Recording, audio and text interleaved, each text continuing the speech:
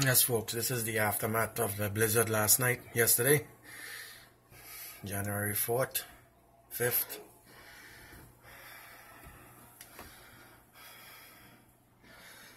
Sucks. Want to go fishing bad? Can't go fishing.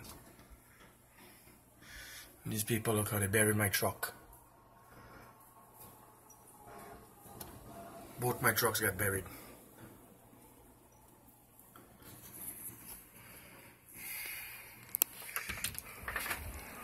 Terrible.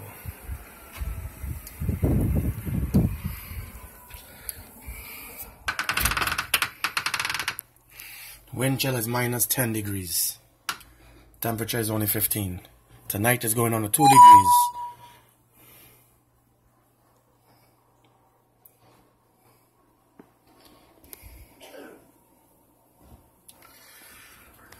First blizzard of 2018.